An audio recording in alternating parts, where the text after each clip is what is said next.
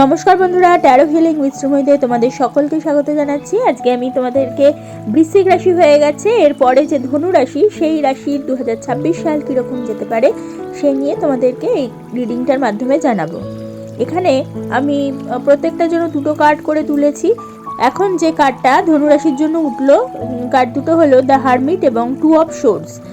এই কম্বিনেশনটা খুবই গভীর ও সিদ্ধান্তমূলক। এটা বাইরের অ্যাকশন কম এবং ভেতরের কাজ বেশি, এমন একটা বছর এই তোমার ধনু রাশিদের জন্য। এই হারমিট কার্ডটা বোঝাচ্ছে নিজেকে নতুন করে বোঝার বছর। একা থাকতে ইচ্ছা করবে, ভিড় বা অপ্রয়োজনীয় সম্পর্ক থেকে দূরে সরে আসবে। আধ্যাত্মিক, জ্যোতিষ, ট্যারো, মেডিটেশন এগুলোর দিকে টান বাড়বে। অভিজ্ঞ কাউকে গুরু অথবা গাইড হিসেবে পাওয়া যেতে পারে। ধীরে কিন্তু সঠিক পথে এগোনোর সময় এবছরটা।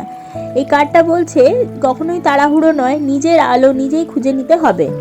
টু অফ সোর্স এখানে বোঝাচ্ছে গুরুত্বপূর্ণ দুটি অপশনের মধ্যে কোনো কিছুতে আটকে থাকা।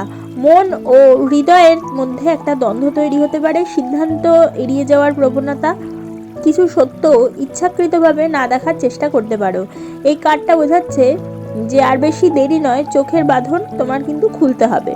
কারণ এখানে কার্ডটাতে দেখাচ্ছে একটি লোক চোখে ফেট্টি বাঁধা রয়েছে এবং দুটো তলোয়ার নিয়ে বসে আছে, সেই কারণে দ্বৈততা ইন্ডিকেট করছে।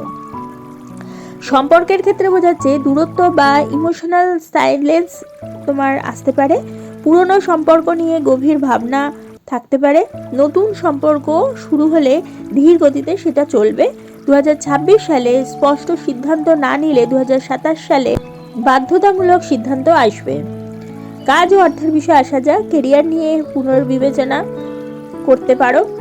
চাকরি অথবা ব্যবসা পরিবর্তনের চিন্তা, কিন্তু তৎক্ষণাৎ অ্যাকশন কিন্তু নয়, এরকম বোঝাচ্ছে। একা কাজ করা বা পর্দার আড়ালে কাজ করলে লাভ। ফাইন্যান্সে রিস্ক না নেওয়াই ভালো। মানসিক অবস্থার ক্ষেত্রে বোঝাচ্ছে ওভার থিঙ্কিং বাড়তে পারে, কিন্তু এই বছরেই মানসিক ম্যাচুরিটি সবচেয়ে বেশি বাড়বে। ডায়েরি লেখা, মেডিটেশন, নিঃশব্দ সময় খুব উপকারী তোমার জন্য। 2026 সালের গোপন উপহার বলতে বোঝাচ্ছে তাহলে সেলফ রিয়েলাইজেশন, এবং তৃতীয়ত ভুল পথ ছেড়ে সঠিক পথ বেছে নেওয়ার সুযোগ। এই কার্ডটা বা এই কার্ডগুলো বোঝাচ্ছে যে এক কথায় বলা যায় যে একা থাকা মানে একাকিত্ব নয়। সিদ্ধান্ত পিছিয়ে রাখলে চাপ বাড়বে এবং নিজের অন্তর্দৃষ্টিতে বিশ্বাস করো। বাইরের আওয়াজ, তোমার যেটা চারিদিকে যে ক্যাওস রয়েছে সেটাকে কমানোর বা জীবনের নিজের মধ্যে নেওয়ার চেষ্টা কম করো। দ্য হারমিট এবং টু অফ সোর্স এই দুটো কার্ড ধরেই 2026 সালে প্রেম, বিবাহ, কর্ম এবং শরীর স্বাস্থ্য এই চারটে বিষয় কেমন যেতে পারে সেটা নিয়ে এবার বলবো। প্রেমের ক্ষেত্রে বোঝাচ্ছে হারমিট কার্ডটা একাকিত্বের অনুভূতি আসতে পারে, এমনকি সম্পর্ক থাকলেও। পুরনো প্রেম বা অতীতের মানুষ নিয়ে ভাবনা বাড়বে। তুমি আসলে কি চাও এই প্রশ্নটা তোমার মাথায় কিন্তু ঘুরতে থাকবে। টু অফ সোর্স বোঝাবে দুজন মানুষ অথবা দুটো অপশন বা না বলা কথা, এগুলো নিয়ে তুমি চিন্তা করতে পারো। কাউকে বা কিছু সত্য এড়িয়ে যাওয়ার চেষ্টা করতে পারো। সিদ্ধান্ত না নেওয়ায় সম্পর্ক স্থবির হতে পারে। ফলাফল হিসেবে 2026 সালে প্রেমে নিরাপত্তা বেশি, অ্যাকশন কম থাকবে। যদি সত্যটা স্বীকার করো তাহলে রিলেশনশিপ কিন্তু বাঁচবে, না হলে ধীরে ধীরে দূরত্ব কিন্তু স্থায়ী হতে থাকবে। বিবাহের ক্ষেত্রে আসা যাক।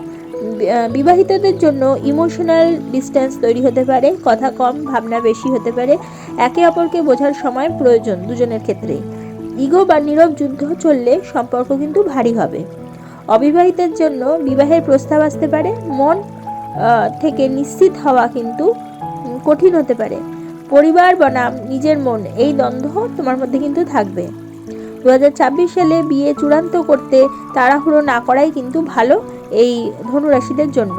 সঠিক সিদ্ধান্ত নিলে 2027-এ স্থায়িত্ব কিন্তু আসবে।